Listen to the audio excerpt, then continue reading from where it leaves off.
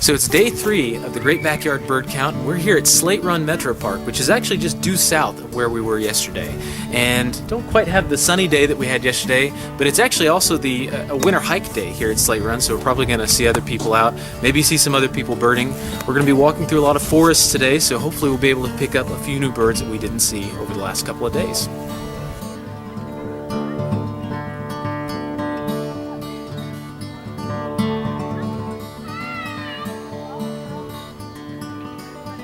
And here we have a strange kind of duck. It's a duck that's native to Central America and the far southern parts of North America, but it's not native to here.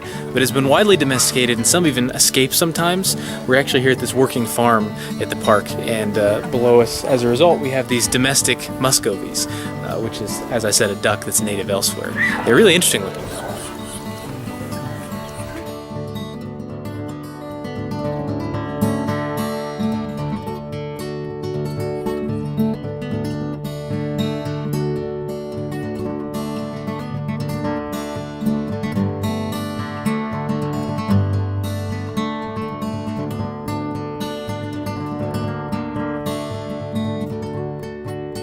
So over here we have some house sparrows. This is a species that's actually invasive. It's not native to North America. They were originally brought over from Europe, and now they live in houses, in barns like this, and pretty much in any structure all over North America. Super common. If you ever see birds carrying French fries around the McDonald's parking lot, it's these.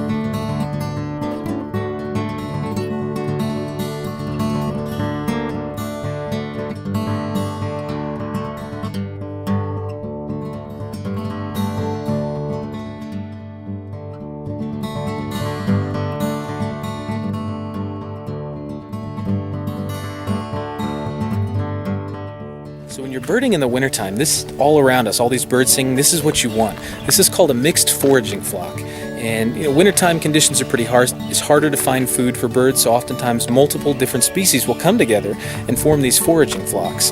So it's kind of feast or famine. You'll walk through the woods in the wintertime and not hear anything for a long time, and then you'll hear all kinds of different birds all around you at once, which is what we have right now. We have a Carolina wren calling over there.